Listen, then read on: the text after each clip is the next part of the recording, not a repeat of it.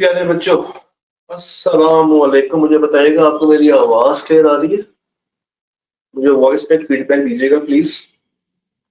अगर आप मोबाइल से लॉगिन है तो आपके राइट साइड के ऊपर क्वेश्चन मार्क का ऑप्शन आ रहा होगा, और अगर आप लैपटॉप से कनेक्टेड हैं या सिस्टम से हैं तो आप मुझे क्वेश्चंस के टैब में जाके बता सकते हैं कि आपको आवाज क्लियर है या नहीं। ठीक है, मेजोरिटी बच्चों को आवाज आ रही है, सबको आ रही है। बेहतरीन हो गया, बेस्ट हो गया। Thank you thank you thank you thank you so much. लें जी, शुरू करते हैं हम लोग orientation class for audit and assurance at nearpeer.org। सबसे पहले सबसे जरूरी बात, हमारे सब्जेक्ट का नाम बदल चुका है। हम इसको प्यार से कहते थे ऑडिट एंड एश्योरेंस, और उस टाइम पे भी हम इसको मजाकिया कहते थे कि इसका नाम होना चाहिए था, हम लास्ट सेशंस में ये कहते थे कि इसका नाम होना चाहिए था ऑडिट एंड थोड़ी सी एश्योरेंस। तो आईकैप में शायद वो बात हमारी दिल पे ले गई, और आईकैप ने इसका नाम ही कुछ ऐसा रख दिया कि अब वो काफी हद तक उससे मुताबिकत रखता है। नाम रखा हुआ है audit and assurance essentials. Audit and assurance essentials, यानी कि एश्योरेंस की सिर्फ जरूरी बात है। पहले भी बहुत कम बातें थी, और अब उन्होंने स्पेसिफिक कर दिया कि भाई अब तो हम सिर्फ एश्योरेंस की स्पेसिफिक बातें ही पूछेंगे। अच्छा जी, इस पेपर के अंदर काफी चेंजेस भी आए हैं। इस पेपर का कुछ कंटेंट आईकैप ने रिवाइज किया है, कुछ चैप्टर्स को थोड़ा सा शफल किया है, ग्रेड में चेंजेस हैं। तो एक एक करके हम वो सारी बातें आज करेंगे इस ओरिएंटेशन सेशन। आप लोग मेरे नाम से तो वाकिफ ही होंगे, आपका नियर पीयर के ऊपर टीचर उसामा वहीद, और सन 2016 से मैं ये पेपर को टीच करता आया हूँ, कर रहा हूँ, करता रहूंगा जब तक अल्लाह ताला ने सांस दी भी है। तो ये पेपर अल्हम्दुलिल्लाह ब्रांड बन चुका है, और लोग काफी इस पेपर के नाम से मुझे जानते हैं, चाहे वो रेगुलर क्लासेस हो, चाहे फिजिकल हो, चाहे लाइव हो, चाहे ड्राफ्टिंग क्लासेस हो। तो काफी अल्लाह ताला ने इसके अंदर इज्जत का मुकाम दिया। अच्छा सर जी, हम लोग आपकी जिंदगी को कैसे आसान करेंगे और इस पेपर के मुताबिक कुछ चीजों को समझते हैं। जितने भी आपके सवालात हैं उनको भी आंसर करेंगे आज। सबसे पहले सबसे जो मेन बात है वो करते हैं कि जनाब इस पेपर के मुतालिक इस पेपर में क्या क्या प्रॉब्लम्स है, क्यों बच्चा ये पेपर फेल कर देता है। आज हम लोगों ने इसके ऊपर थोड़ी सी डिबेट की कि इस पेपर के साथ एक्चुअली में क्या इश्यूज है, क्यों बच्चा 40s में, 30s में, इवन 20s में भी एक अच्छा बच्चा फेल करता है। तो रादर के हम एक बच्चे को ब्लेम करें, लेट्स रिवर्स इट। हम देखते हैं कि कैसे हम वो गैप फिल अप कर सकते हैं। सबसे पहला काम जो आप लोगों को करना है that is to understand the concepts. ये सबसे प्रायोरिटी पे आपको करना चाहिए। टीचर आपके लिए क्या करता है? एक टीचर आपको लेक्चर रिकॉर्ड करके देता है, वो लेक्चर आपके पोर्टल के ऊपर, आपके एलएमएस के ऊपर अवेलेबल कर देता है। देन बच्चों की ये जिम्मेदारी होती है कि वो उन लेक्चर्स को कवर अप करें।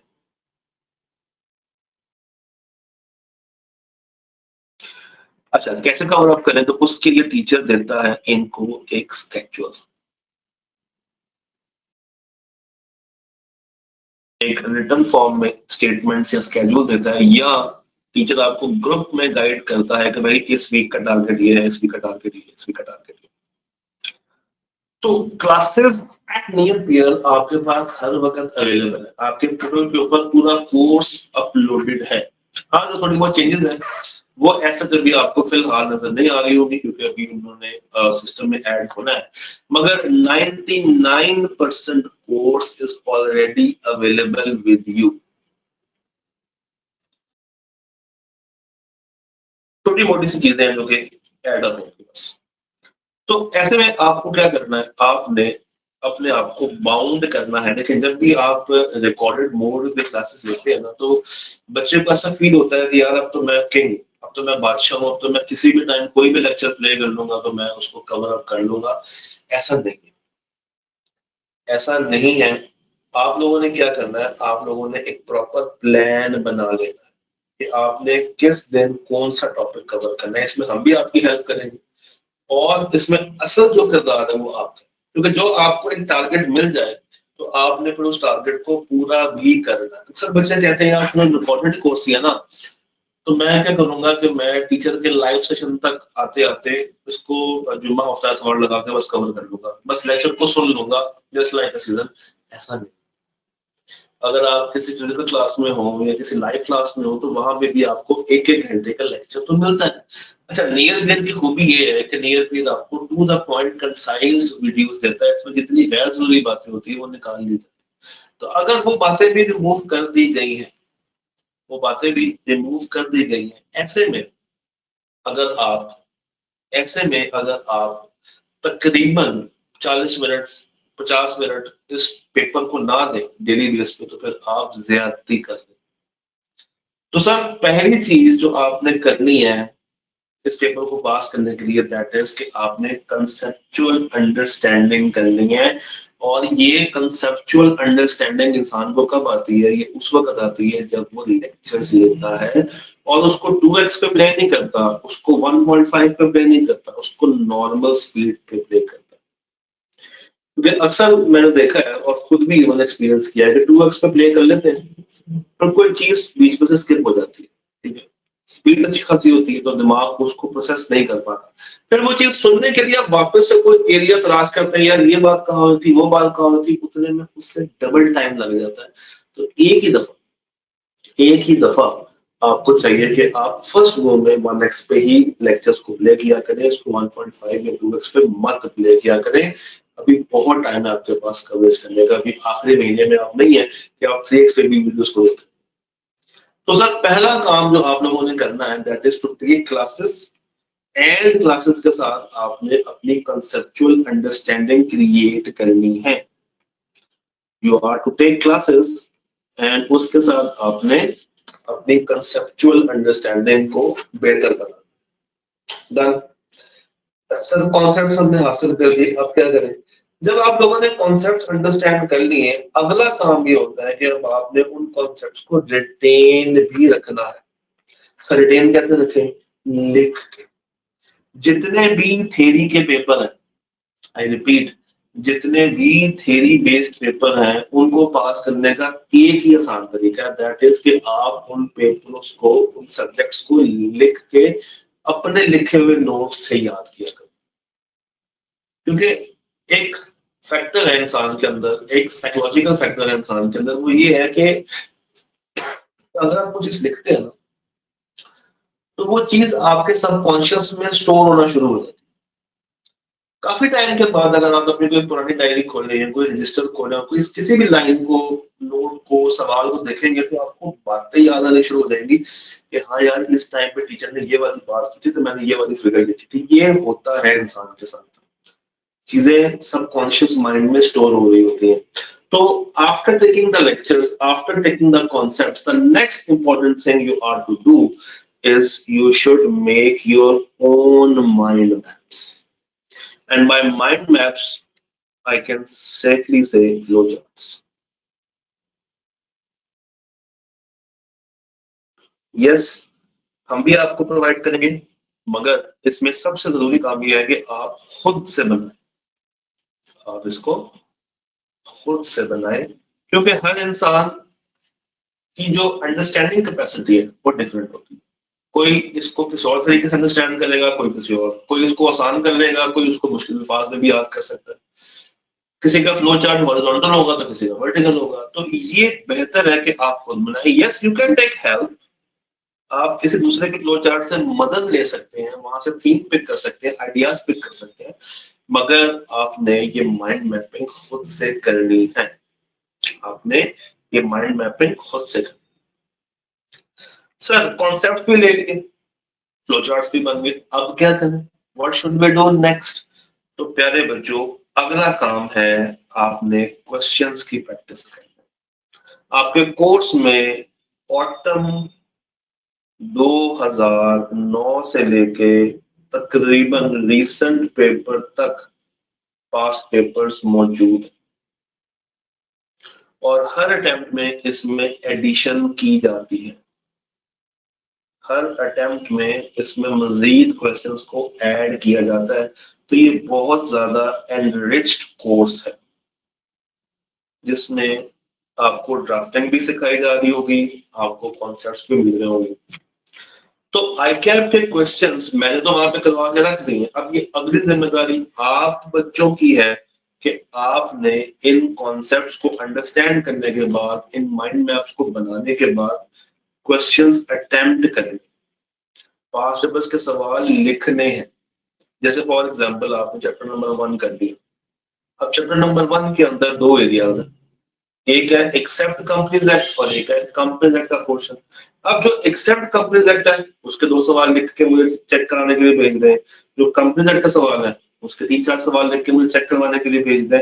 आप जब जब जो सवाल भेजते जाएंगे वो साथ साथ चेक होता जाएगा, मगर उसमें आई वुड स्ट्रांगली रिक्वेस्ट कि अपना एक पैटर्न जरूर बना, अपना एक पैटर्न जरूर बना लें जिसके तहत आप इन सवालों को सॉल्व कर लें। सारे रिसेंट सवाल भी नहीं करने, सारे पुराने सवाल भी नहीं करने, there should be a blend. मुझसे कहेंगे, मैं आपको पैटर्न बना के शेयर करता हूं।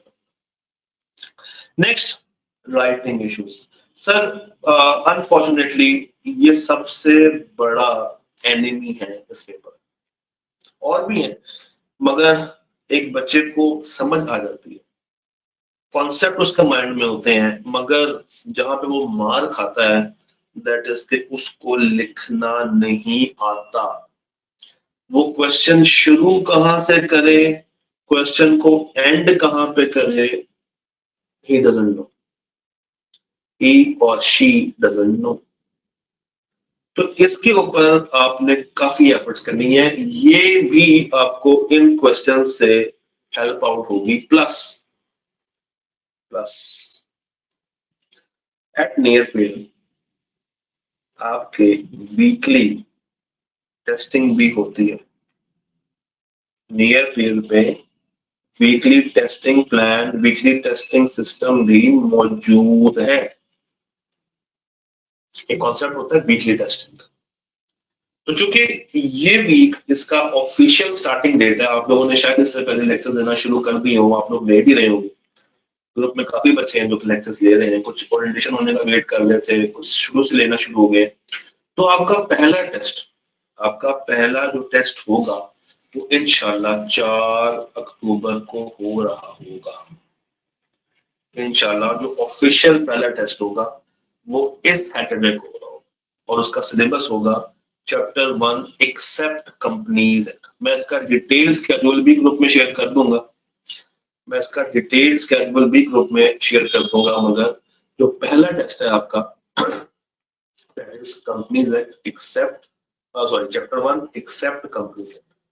ठीक है, तो अगर आप आज इस कोर्स में ज्वाइन हो रहे हैं या आपने कोर्स पहले से ले रखा है, अगर आप आज इस कोर्स में आ रहे हैं या आपने ये कोर्स पहले से ले रखा है, तो चीजें अब आपके ग्रुप में आना शुरू हो जाएंगी।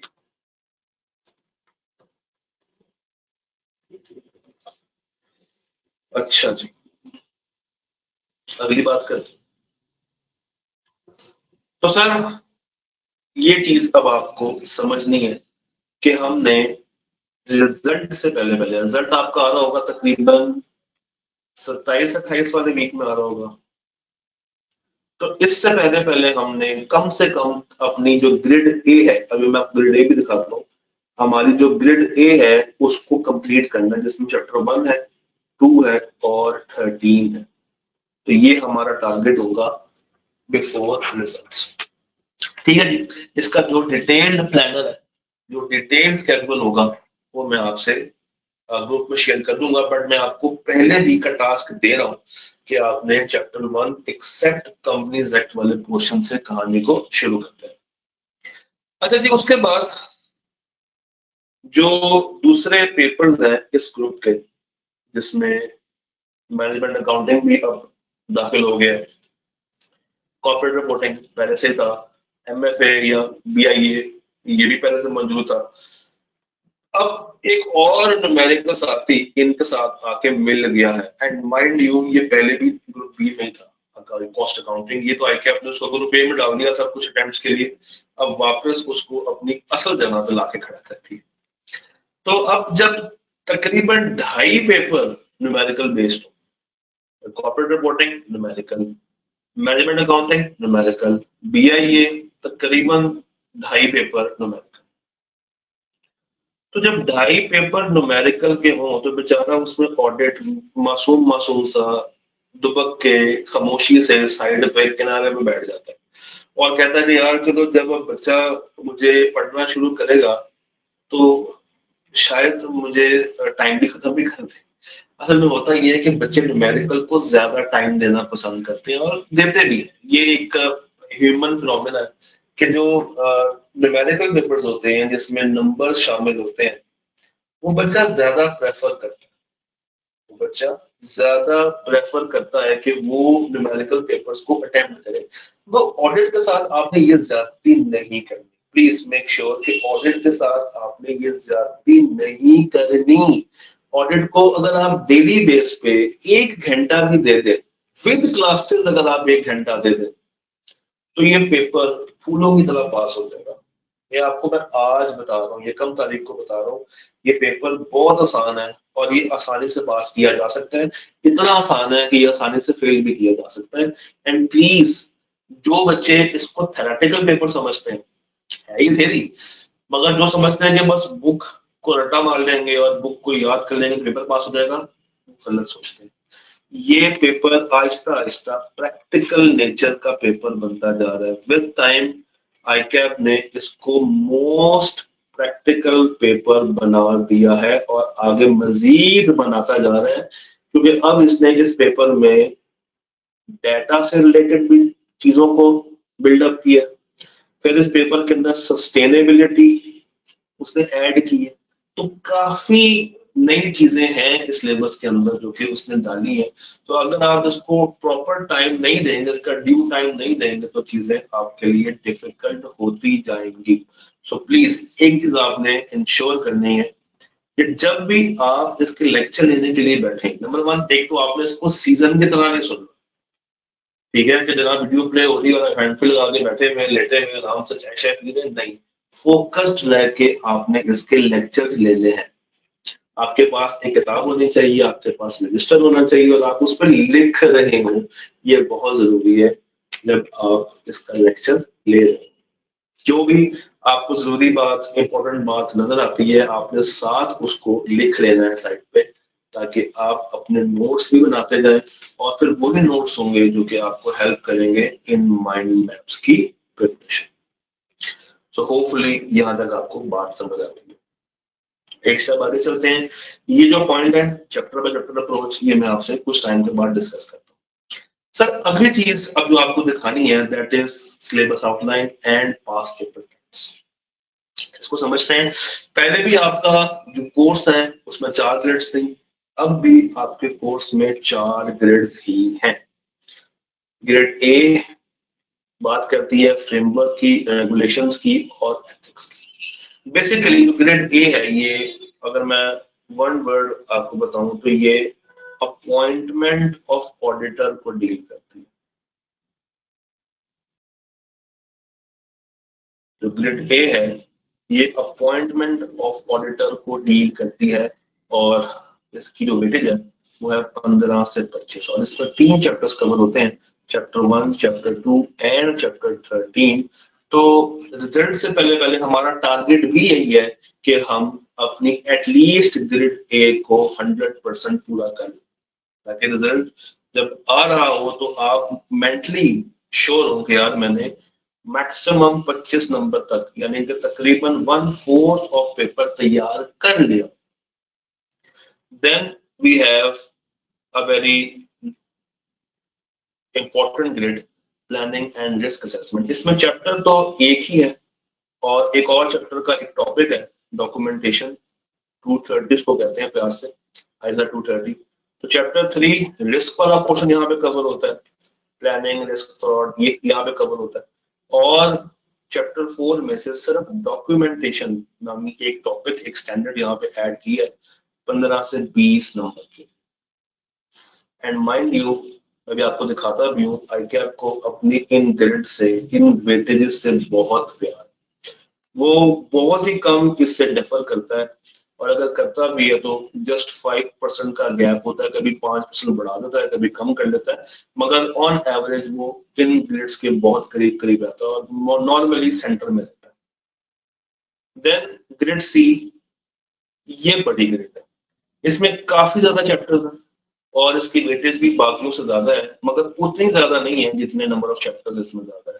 तो यहाँ पे 30 से 40 नंबर का पेपर आपको एग्जाम में आएगा। ग्रेड का नाम है audit evidence and internal controls. में आपको अगर चैप्टर लिखवाने शुरू करूं तो चैप्टर नंबर 5 इसमें पूरा कवर होता है। फिर चैप्टर नंबर 4 जो यहाँ पे हमने एक टॉपिक देखा था, रिमेनिंग यहाँ पे कवर होता है। 5 आ गया, 6, 7 पूरा, उसके बाद 8 पूरा, 9 पूरा, 10 पूरा, 11 पूरा, 12 पूरा। तो ये सारे चैप्टर्स आपको यहाँ पे कवर होते हैं, सारे चैप्टर्स आपको यहाँ पे कवर होते हैं। Then we have the last grade which is grade D, और यहाँ पे जनाब 2 चैप्टर्स हैं, चैप्टर नंबर 14 है एंड 15 है, और ये 25 से 30 नंबर है। आई एम वेरी हैप्पी कि आपने इस ग्रेड को अपने ड्यू वेटेज दी। पहले ये ग्रेड होती थी 10 से 15 नंबर की, और क्वेश्चन जो है वो यहाँ से बड़े ही आसानी से 25 से 30 नंबर के बन सकते हैं, क्योंकि इसमें रिपोर्टिंग के एलिमेंट शामिल है, इसमें ऑडिट रिपोर्ट की बातें होती, बड़े मजे मजे की बातें। सो आई एम मच हैप्पी कि आपने इस ग्रेड को इज्जत दी, ये लिटरली ग्रेड डिजर्व करती थी। तो हर ग्रेड अपने अंदर कुछ इंपॉर्टेंट एरियाज रखती है, हर ग्रेड अपने अंदर कुछ इंपॉर्टेंट एरियाज रखती है, और आपने हर ग्रेड को, आपने जनाब हर ग्रेड को बहुत ही अच्छे तरीके से रिलीजियसली फॉलो करना है। मैं आपको दिखाता हूँ क्यों मैं ये बार बार आपको एम्फसाइज कर रहा हूँ। Let's take a look, let's take a look. आपकी स्क्रीन के ऊपर अगर आप गौर करें तो एक एनालिसिस मैंने भी शो किया, ये मैंने ग्रुप में भी मैंने शेयर किया था, और अब मैं आपको दिखाऊंगा कि इसका फायदा क्या है। देखें,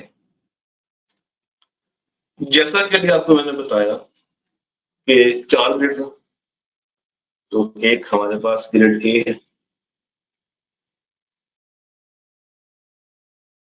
दूसरी बी है, तीसरी सी है और चौथी डी।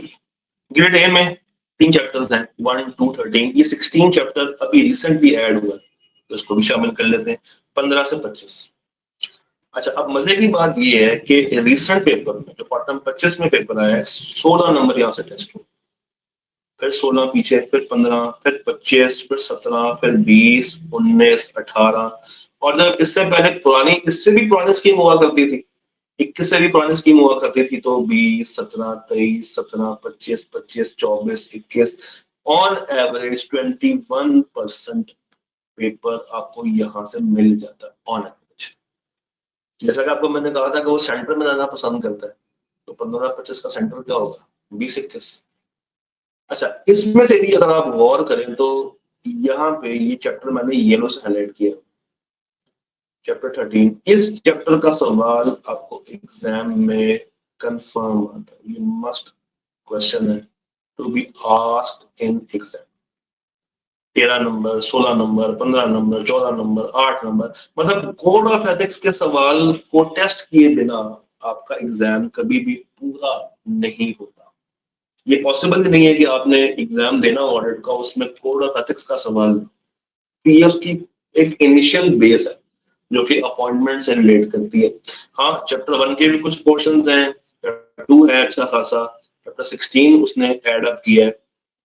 तो ये है ग्रेड बी, और यही हमारा स्टार्टिंग पॉइंट भी है।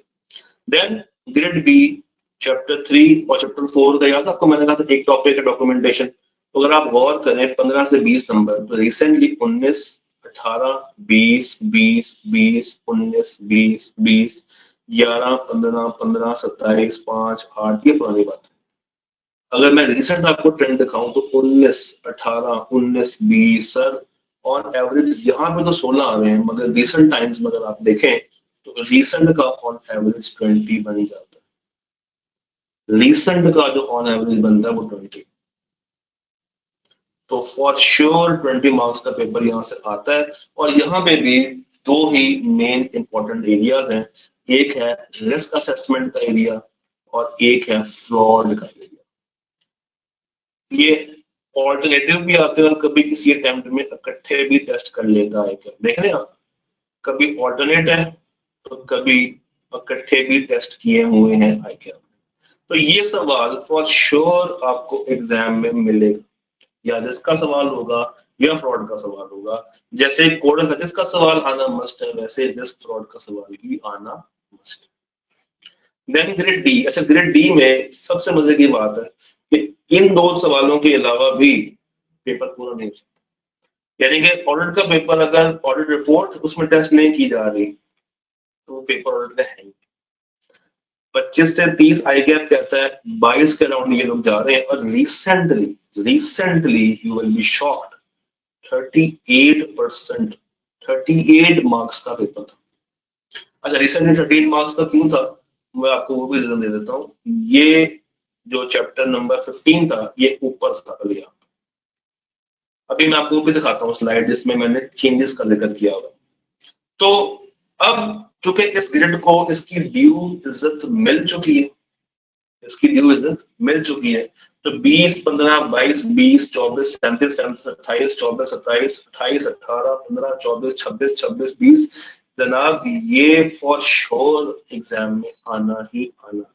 मैं आपको आज बता रहा हूँ, जितनी बातें येलो से हाईलाइट हुई ना, जितने चैप्टर्स जितने टॉपिक्स येलो से हाईलाइटेड है, ये for sure to be tested है इन एग्जाम। पेपर इनके बिना नहीं बन सकता, मतलब नहीं बन सकता। चलिए एक काम करें जरा,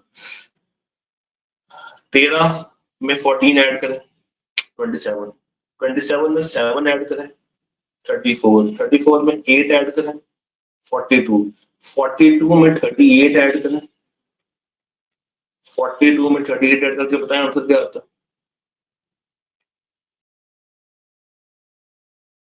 क्या आंसर है? 42 में 38 ऐड करके आपका आंसर क्या बनता है? 50 एंड 30, 80। तो सर 80 नंबर का पेपर, 80 नंबर का paper, more than 3/4 of the recent paper in areas में से आई कैप ने टेस्ट किया। तो अगेन मैं एक डिस्क्लेमर भी यहाँ पे देना चाहूंगा, इसका हरगिज मतलब ये नहीं है कि हम आपके साथ ये कहें कि हम फिर इन्हीं एरियाज को तैयार कर लेते हैं बाकियों को छोड़ देते हैं, ऐसा भी कहीं से भी आई कैप क्वेश्चन पूछ लेता है। मगर ये कुछ एरियाज ऐसे हैं जहां से फॉर श्योर आपको 60-70% तक paper on average ICAP test कर लेगा। डन, अच्छा ये बात हमें समझ आई। अब वो जो आपको मैं बार बार बता रहा हूँ, या जो चेंजेस आई कैप ने किए, मैं पहले आपको वो दिखा दूं। ये changes, these are the changes in the contents of audit. Chapter 1 में पहले, अगर आप लोगों ने पहली किताब देखी है या पहले पढ़ा हुआ है, तो चैप्टर 1 में अश्योरेंस का जो टॉपिक होता था वो आई कैप ने वहां से निकाल के चैप्टर नंबर 16 में डाल दिया। 16 चैप्टर पहले एग्जिस्ट ही नहीं करता था, आई कैप ने 16 चैप्टर को नया बनाया। उसमें बनाने के बाद जो चीजें ऐड किए बताता हूँ। चैप्टर 1 से अश्योरेंस का एक पूरा टॉपिक था जिसमें अश्योरेंस की डेफिनेशन थी, अश्योरेंस की टाइप्स थी, वो उठा के 16 में डाल दिया। ठीक है। चैप्टर 6 जो कि टेस्ट ऑफ कंट्रोल्स वाला है, उसमें डाटा एनालिटिक्स और ऑटोमेटेड टूल्स के कॉन्सेप्ट को ऐड अप किया। चैप्टर 15 अच्छा, पहले वाला चैप्टर 15 जो था, जो चैप्टर 15 पुराना था, अगर आप गौर करें तो यहाँ पे मैंने लिखा हुआ है चैप्टर 15 ओल्ड, इसको उठा के 16 में डाल दिया। तो 15 में एक स्टैंडर्ड था ISR, ये रिव्यू का स्टैंडर्ड था, अब इसको मूव कर दिया कहाँ पे, चैप्टर 16।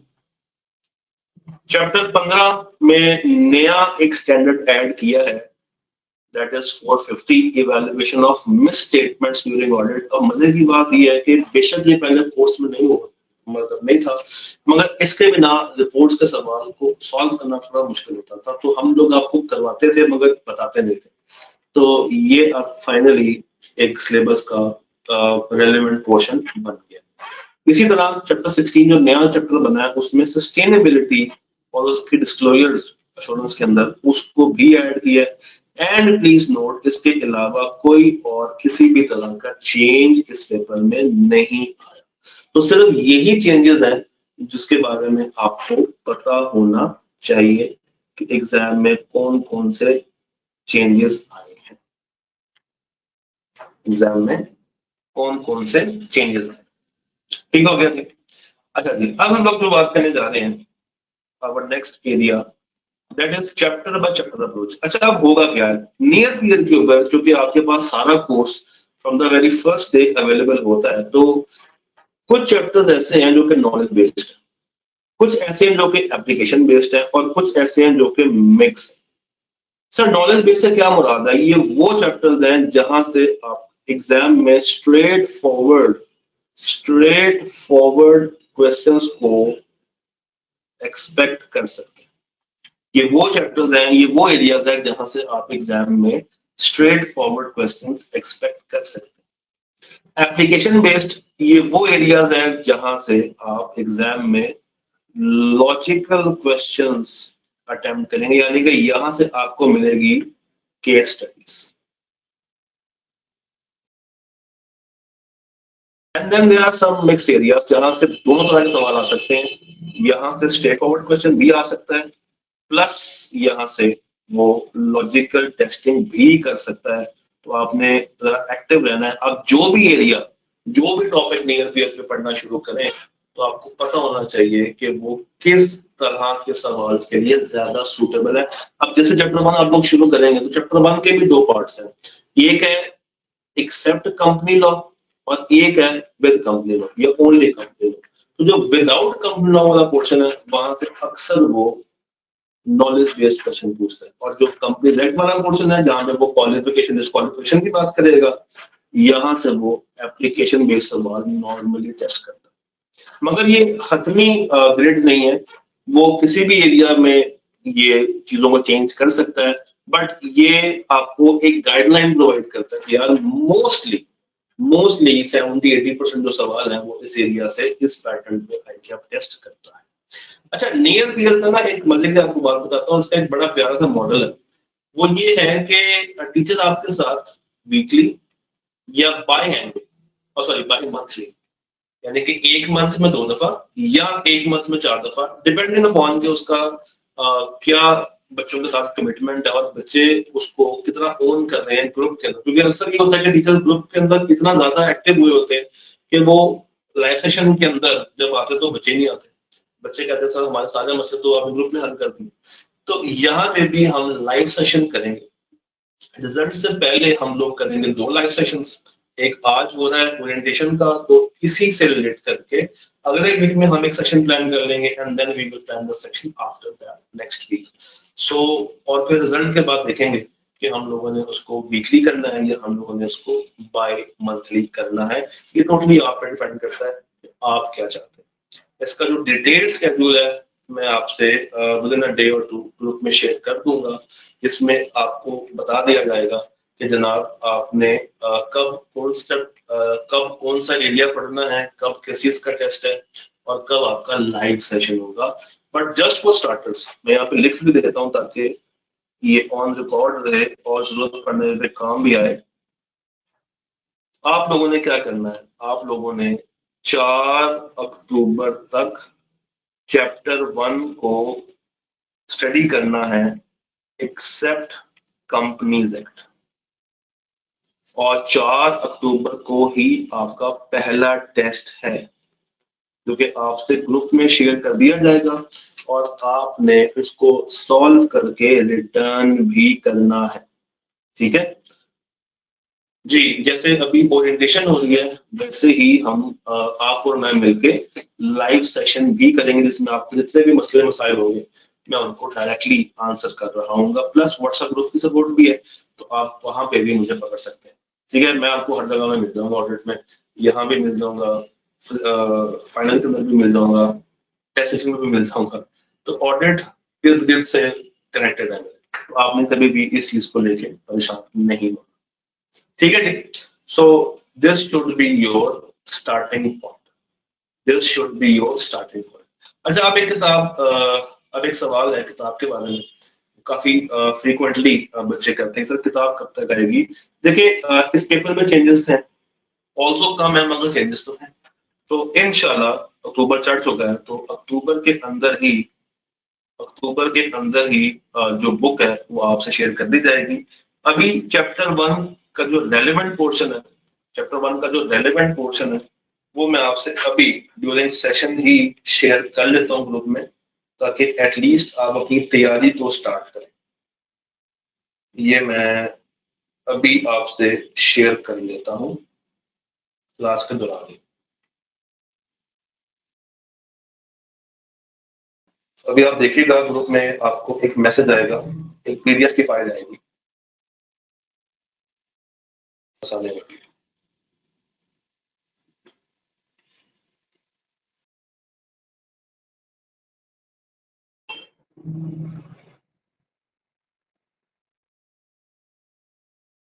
ले एक नहीं, मैं आपको चार फायदे दूंगा, मैं आपको चार फायदे, यानी कि मैं आपको पूरा चैप्टर 1 अवेलेबल कर रहा हूँ। इसमें क्या क्या है मैं आपको बता भी देता हूँ। जस्ट अ सेकंड, अभी आपके ग्रुप में एक मैसेज बजेगा, आपने वो देखना है। ले जी देखें जरा, आपको 4 फाइल्स नजर आएंगी ग्रुप में, देख के बताएं।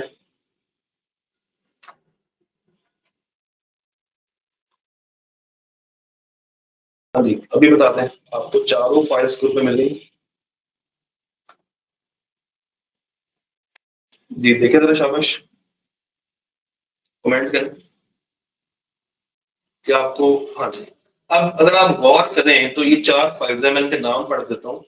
पहला है chapter 1 companies act, chapter 1 questions, chapter 1 solution और चैप्टर 1 एक्सेप्ट कंपनीज एक्ट। तो जो चौथी फाइल है यहाँ पे जिसके 5 पेजेस हैं और दूसरे वाले के भी 5 ही, तो जो चौथी फाइल मैंने शेयर की है चैप्टर 1 एक्सेप्ट कंपनीज एक्ट, ये आपने पढ़ना है सैटरडे तक। ठीक है, इसी के क्वेश्चंस आपको मिल जाएंगे चैप्टर 1 क्यू जो फाइल है उसमें, और आफ्टर दिस वीक आप शुरू करेंगे चैप्टर 1 कंपनीज एक्ट वाला पोर्शन जो कि सबसे पहले मैंने फाइल शेयर की है। ये चैप्टर 1 कंप्लीट है, आपके इससे 2 हफ्ते तो बड़ी आसानी से गुजर जाएंगे और तब तक किताब भी आ जाएगी, और किताब में भी इसी सीक्वेंस में यही बातें लिखी होंगी, तो इस चैप्टर में एज सच कोई बदलाव नहीं है। जो अश्योरेंस वाली बातें 16 में गई हैं वो मैंने यहाँ से ऑलरेडी रिवाइव कर दी। ठीक है जी, सो ये तो हो गया बुक का जवाब। अब अगर आपको कभी भी कोई मसला है इस पेपर के अंदर, आप परेशान हो कि हम किससे सवाल करें, तो आपने घबराना नहीं है। आपने ग्रुप में या मुझे इनबॉक्स में एक मैसेज ड्रॉप कर देना, कोशिश कीजिएगा कि वॉइस मैसेज ना हो, that should be a typed message, और मैं आपको उसका रिस्पॉन्ड दे रहा हूँ। ये नंबर नोट कर लें, काफी कॉमन है, अब तो हर बच्चे के पास है ये नंबर मेरा, तो आप इस पे मैसेज करके आपके जो भी सवाल हो आप बड़े ही इजी वे में कर सकते हैं। With that being said, orientation comes to an end। अब अगर आपका कोई सवाल हो तो मुझे बताइए। Any question on your side, please let me know। मैं रैंडम नाम लेता हूँ, सबको तो नहीं ले पाऊंगा मगर रैंडम चलता हूँ। अच्छा, मजे की बात है कि यू से 3 नाम हो गए, एक मोहम्मद उस्मान है, एक उस्मान असगर है, एक उस्मान जफर है। तो चलो आप तीनों ही बता दो। कोई मसला? उसके बाद हमाद आसिफ है, कोई मसला बच्चे आपको? उसके बाद आयशा जुल्करनैन है बच्चे, कोई मसला आपको? जरगाम है बच्चे, कोई मसला आपको? रैंडमली मैं नाम लेता जा रहा हूँ, तो अगर किसी को भी कोई प्रॉब्लम हो तो मुझे बता दे। ठीक है, 9 साल की लाइन लग चुकी है। सो स्टिल अगर कोई क्वेश्चन आपका हो भी तो आप मुझे व्हाट्सएप कर दीजिएगा, चाहे ग्रुप में बता दीजिएगा, चाहे इनबॉक्स कर दीजिएगा, आपको आपके मसले का हल मिल जाएगा। ठीक है जी। अब बस मैंने आपसे शेयर करना है प्लानर, वो मैं इंशाल्लाह ताला विद इन डे और 2 आपसे शेयर कर दूंगा। बट मैंने आपको बता दिया है कि आपका फर्स्ट वीक का टारगेट क्या है। जी, उसके लिए तैयारी देखें, सवाल एक आया कि सर जिस तरह एग्जामिनर पेपर बनाता है उसके लिए तैयारी कैसे करनी चाहिए।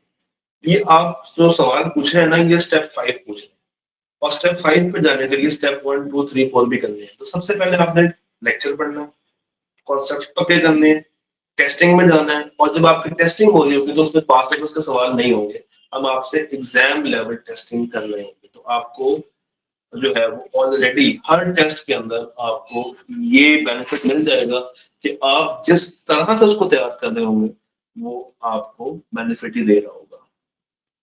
सर ऑडिट को पढ़ना कैसे है? याद करें कॉन्सेप्ट्स लेके सीलॉ की तरह, या खुद से लिख सकते हैं। मैंने इसके ऊपर काफी लंबी बात की है, ये लॉ नहीं है, मैं आपको बता दूं ये लॉ नहीं है कि आपने बस किताब उठाई और आप उल्टे पलटा लगा रहे हैं। आप बी लॉ में या सी लॉ में ऐसा करते होंगे। ऑडिट एक प्रैक्टिकल पेपर है, यहाँ पे एग्जामिनर कहता है कि भाई तुम अपने अल्फाज का इस्तेमाल करो, रट्टा ना लगाओ, क्योंकि रट्टा नहीं पूछना उसने। आपके पेपर का 20%, सिर्फ 20% जो है वो पोर्शन वो क्रैमिंग बेस्ड आएगा। वो एक आखिरी सवाल होता है 8वां, इसके 4 पार्ट्स होते हैं, वो 20 नंबर का सवाल। तो उसके अलावा जो 7 क्वेश्चन आएंगे वो लॉजिकल आएंगे। तो उसमें जो पास्ट पेपर्स की वीडियोस है वो आपको काफी ज्यादा हेल्प आउट करेंगी वहां। तो आपने इसको लॉजिकल फ्लो में ही पढ़ना है, अपने नोट्स बनाने हैं, उनसे याद करना है, और जहां पे भी आपको कंफ्यूजन हो आपने फौरी तौर पे मुझे टैग कर देना है ग्रुप के अंदर कि सर ये बात पढ़ी है, इसका मतलब बता दे, ये पल्ले नहीं पड़ा। Done guys, hopefully now you are on track and hopefully now you are in a better position। अब आप अपनी तैयारी कर सकते हैं। जी, स्केड्यूल जो है वो इंशाल्लाह विद इन अ डे और 2 में शेयर कर दूंगा, मगर मैंने आपको आपका टास्क बता दिया, तो अब आप स्केड्यूल पर डिपेंड ना करें, आप इस टास्क पे अमल करें। ये आपका समझ लेंगे इस वीक के रिमेनिंग डेज का स्केड्यूल। ठीक है,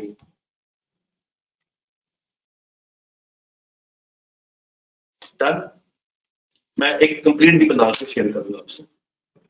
श्योर हो गया? डन हो गया। चलो जी, इंशाल्लाह मिलते हैं।